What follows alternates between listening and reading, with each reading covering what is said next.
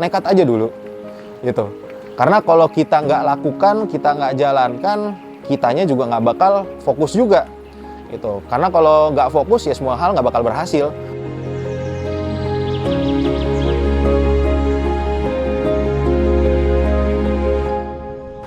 Tidak ada jalan pintas menuju kesuksesan, bahkan walau harus nekat sekalipun. Tapi dengan mencoba pertama kali, impian kita dapat terwujud. Saya Rahman dari Mama Melon Farm, ini ladangku, selamat datang di Ladang Cerdas.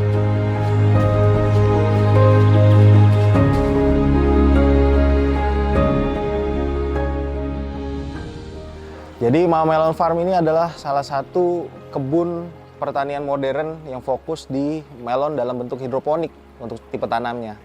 Jadi kami berdiri sekitar setahunan kira-kiranya dan sudah berjalan beberapa kali panen.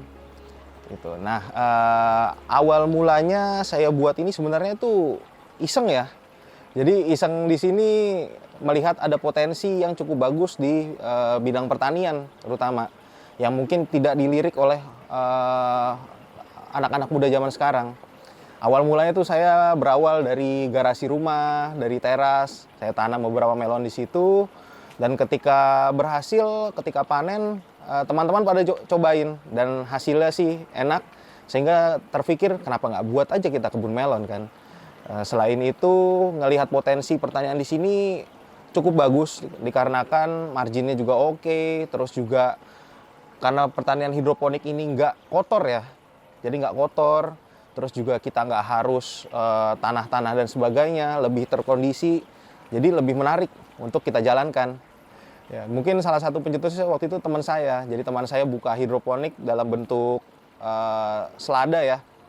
Dia melihat ini potensi yang bagus sebenarnya kalau kita kembangin gitu, dan marketnya juga sudah ada. Tetapi saya melihat untuk buah lebih bagus lagi dikarenakan buah itu untuk margin dari minimarket aja udah cukup mahal ya. 1 kilonya itu mungkin hampir bisa 70.000 untuk melon-melon premium. Sehingga saya coba tanam sendiri dan melihat, wah ternyata marginnya cukup bagus di sini juga. Dan juga untuk perawatannya itu udah nggak kayak pertanian-pertanian zaman dulu yang dimana harus kotor-kotoran, panas-panasan berlebih dan sebagainya. Kita bisa otomatisasi semua dengan ya sistem hidroponik ini dengan air mengalir. Jadi kalau dibilang tantangan waktu awal coba di rumah sih lancar ya, hampir aman ya. Terutama kalau kita bentuknya juga greenhouse juga. Cuman tantangan itu keluar ketika kuantitasnya sudah besar seperti ini. Jadi ketika awal fase pertama itu ternyata banyak hal yang tidak terfikirkan oleh kami. Seperti waktu itu tanahnya kita belum cor ya. Jadi masih bentuk tanah, bawahnya kita hanya kasih terpal. Nah ternyata pada saat berjalan, tanah itu tuh makin sering diinjak makin turun. Gitu, yang sebabin kontur tanahnya juga jadi nggak rata. Sehingga sistem NFT ini yang dimana harus turun ke bawah jadi timpang. Akhirnya muncul masalah di situ. Nah, akhirnya kita kembangin juga. Mungkin kalau ditanya paling menyenangkan, mungkin senangnya kalau misalnya pohonnya sudah besar-besar, terus ngelihat rimbun, hijau, terus juga ketika lagi panen ternyata banyak permintaannya. Yang paling menyenangkan mungkin itu. Tapi kalau dalam bisnis sih, yang pastinya sih susahnya pasti diutamakan. Lebih banyak susahnya dulu, senangnya itu ya nanti ketika sudah berhasil kita kan.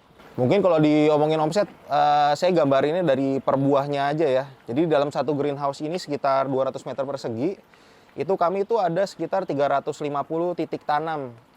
350 titik tanam di luar yang macidanya. Nah, dalam satu titik tanam itu kemungkinan buah yang bisa terbentuk itu antara ukuran 1,5 sampai 3 kilo kira-kiranya. Kami jualnya di sini per kilo. Untuk panen kali ini itu berkisar di angka 39.000 per kilonya. Gitu. Tapi kalau kuantitasnya ordernya makin banyak, makin turun harganya. Ya biasalah. Nah, ya bisa dikalikan saja gitu. Dari 350 titik tanam misalnya kita kalikan mungkin 1,5 atau 2 kilo aja sudah hampir sekitar 700 kilo lah ya. Jadi kalau misalnya diukur kotornya 700 sampai 1 ton lah dalam sekali masa panennya gitu. Tapi memang di situ juga ada persentase, ada yang gagal panen juga seperti itu. Mungkin di angka 10%-an atau 20%-an gitu. Dan beda-beda memang tiap panennya. Jadi dari situ mungkin bisa dihitung sendiri Gitu, kira-kira ini menarik nggak buat kalian? Rata-rata customer untuk order di sini karena memang unik ya. Uniknya pertama kita menyediakan petik ya, petik langsung di pohonnya. Jadi kalau misalnya kita beli di minimarket biasanya dia itu dipetik sebelum waktu tepat panennya. Mungkin bisa 7 hari atau 10 hari sebelum masa panen realnya. Nah kalau di sini kita petik ketika memang sudah tepat masa panennya. Jadi tingkat kemanisannya mungkin lebih full dibandingkan yang ada di minimarket. Kayak gitu. Terus juga biasa varian yang disukain di sini ada Red Sweet Sakata, sama ada Rangipo dan Golden ya.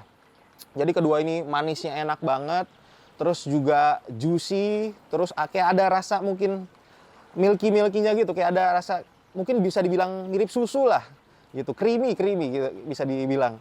Jadi produk andalan kami mungkin itu. Tapi memang dalam setiap panen tuh biasanya kami juga coba varian-varian lain untuk kasih tahu ke khalayak ramai kalau misalnya ternyata melon itu enak juga.